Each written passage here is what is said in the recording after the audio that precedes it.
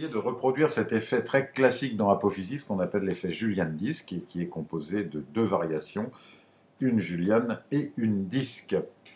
Alors vous aurez préalablement ouvert Apophysis, la fenêtre principale, les previews ici, l'accès à la palette de fonctions ici, qui est cette palette assez compliquée avec des triangles qui vont vous permettre de contrôler les fractales, et ici la liste des plugins variations, et puis ici une palette générale qui comporte les gradients qui sont très importants pour la couleur de la fractale, et puis d'autres sous-onglets concernant le rendu final.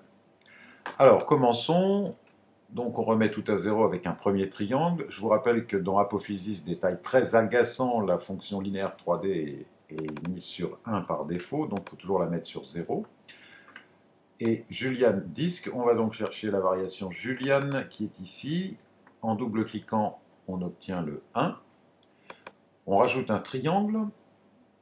Deuxième triangle, on pense à supprimer de nouveau linéaire 3D et on va mettre 1 dans le plugin disque. On obtient donc déjà quelque chose d'intéressant. Alors ensuite, on va changer la taille de ce triangle, mais auparavant, il faut toujours penser à cliquer ce petit bouton particulièrement non explicite qui permet l'édition du triangle, comprenne qui peut. Toujours est-il qu'on peut ensuite varier la taille et la position de ce triangle par cet onglet triangle, comme vous pouvez le voir, c'est paramétrable.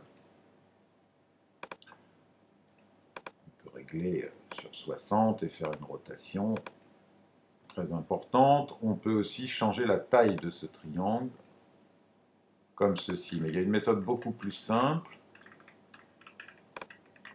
Directement à la souris, c'est celle-ci. Vous glissez, déposez, et vous voyez dans la fenêtre de prévisualisation les changements importants qui s'opèrent. Et pour la rotation, on vient chercher du côté de ce segment et on tourne jusqu'à obtenir un effet sympa. Alors vous allez me dire, il y a une seule couleur, c'est tout à fait exact, donc on peut déjà aller chercher ici dans la palette preset, et ça va chercher différents gradients dans la mémoire d'Apophysis. La couleur n'apparaît toujours pas. Pour la voir, il faut venir dans cet onglet-là et changer tout simplement cette valeur. On y a accès par ici, par ici. Voilà, là on obtient déjà quelque chose d'assez différent. Pensez à régler ici la valeur sur 5. J'utilise jusqu'à 250 pour des rendus écran de qualité supérieure, mais évidemment la vitesse est moindre, donc restez toujours sur cette valeur. Quand vous avez quelque chose qui vous plaît, conseil d'amis, sauvegardez systématiquement, donc CTRL S, vous allez chercher ici le chemin de votre dossier. Alors c'est assez curieux dans Apophysis, ce sont des flammes, vous voyez, point flamme, mais ce sont en fait des dossiers qui contiennent un grand nombre de fractales. C'est vous qui définissez le nom et vous sauvez. Comme ça, vous pourrez toujours revenir par la suite. Alors, essayons de modifier un petit peu l'aspect de cette fractale. On va aller voir ce qui se passe du côté des variations, ou plutôt des variables. On sait qu'on a mis donc un plugin Julian qui a deux valeurs, la puissance de l'effet et la distance. Alors on va regarder, là c'est réglé sur 50, on va se mettre sur 1 par exemple, où il ne se passe rien.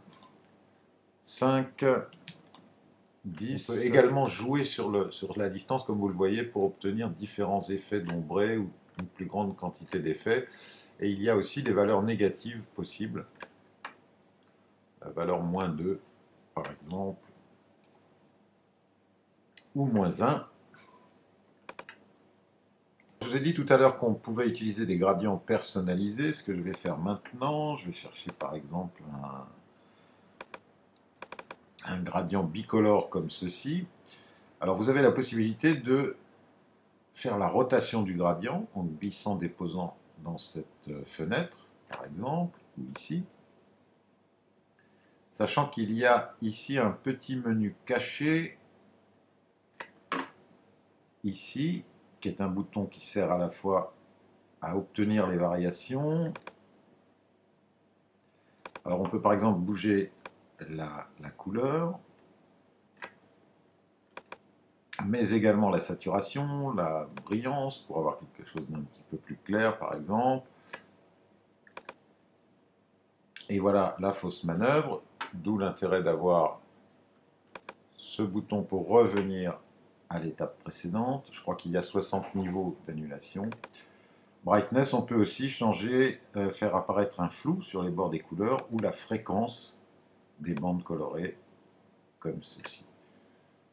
Ce qui ne donne pas forcément un effet très joli. Ce qu'on va voir dans quelques secondes, c'est pas mal. Ensuite, vous pouvez régler ici le cadrage. Donc on zoome un petit peu, sachant que c'est une commande bâtarde. La vraie commande pour changer la taille est celle-ci, caméra, c'est le fameux zoom, mais qui lui augmente considérablement le temps de rendu. Donc dans un premier temps, pour les réglages, vous restez ici. La valeur par défaut en double-cliquant est de 25. Voilà, on a déjà quelque chose d'assez sympathique. Je vous rappelle qu'on peut à tout moment bouger la taille du deuxième triangle, ce qui permet de contrôler aussi l'effet.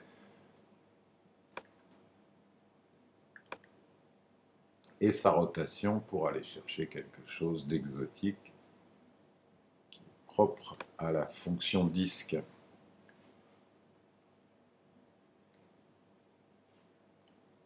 Voilà, on y est presque. Alors j'attire votre attention sur cette valeur qu'on appelle le poids, qui représente le poids de la couleur. En fait, voilà, en réglant comme ceci, on va densifier considérablement la fractale. Voilà. On va se mettre sur une valeur intermédiaire, sachant que quand vous augmentez ici, vous baissez forcément la présence de l'autre variation que vous pouvez également régler jusqu'à obtention de l'effet désiré. Puisqu'on est dans les couleurs, restons-y. Dans cet onglet couleurs, il y a beaucoup de réglages dont je n'ai pas percé d'ailleurs tous les secrets. On peut jouer sur l'opacité d'un des triangles. Et vous allez voir tout de suite que l'effet Julian ici a disparu autour. Et puis il y a la possibilité de changer l'intensité de la couleur par ici, et ce qui est appelé la vitesse. Tout ça aboutissant à des variations subtiles mais parfois extrêmement importantes. Quand vous avez beaucoup de triangles, vous pouvez aussi cliquer cette case à cocher, Solo, qui vous permet d'avoir l'effet produit par un seul triangle, ce qui permet de s'y retrouver. Bien, voyons comment on peut modifier encore un petit peu cette fractale avant de faire un rendu définitif. Alors on ajoute ce qui est appelé le Final Transform.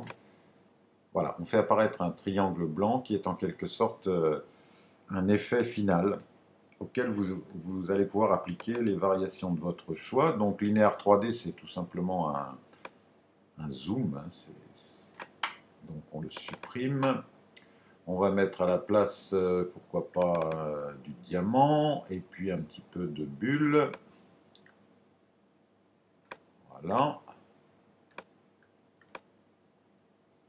On s'en sert également pour cadrer. On va bouger le gradient. Voilà, un effet un petit peu 3D. On peut déplacer également ce triangle,